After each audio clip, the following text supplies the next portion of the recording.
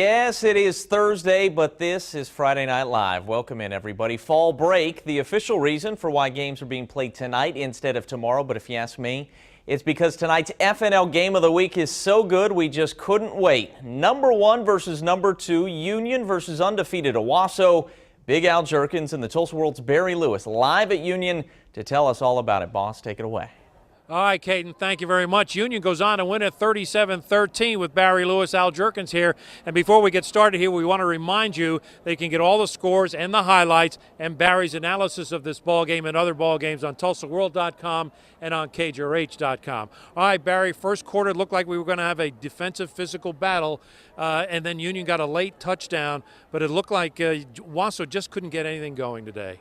Well, not in the first half. Union's defense held Owasso to 51 yards in the first half, while Union was running 46 plays and 250 yards or so in the first half. It was total domination at the line of scrimmage. I can tell you one thing. I was watching the game on the sideline. It was a physical battle. The score may not indicate as such, but they were really banging. They sure were, and I think in the end, Union wore down Owasso. They did. Let's take a look at some of the highlights for you as this thing got underway. Now, Union, they ran the football effectively, but once they got towards the goal line, they just couldn't get it in, and they had to settle for 2 field goals. And Jace Holt had a big night for Union with 3 field goals overall.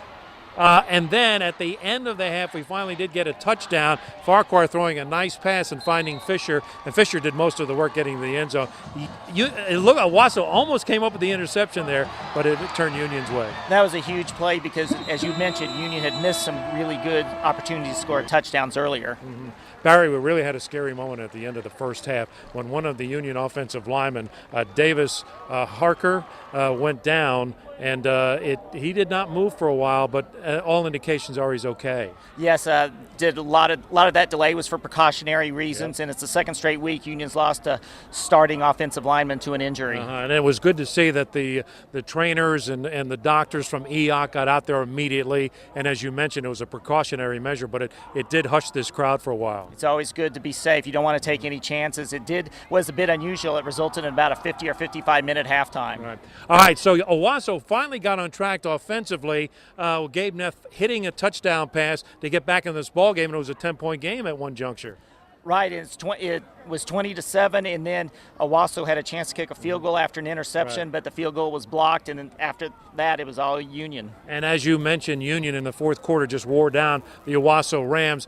Does this change your rankings in any way as far as Owasso's concerned? We know Union is number 1, but what does this do to Owasso now? I think I'm still going to go with Owasso's number 2. After all, they beat Jenks, who would be the other option to be number 2, and we're seeing Westmore's getting blown out tonight by Broken Arrow. So what about 5A and 4A up to this point? Because we are 7 weeks in.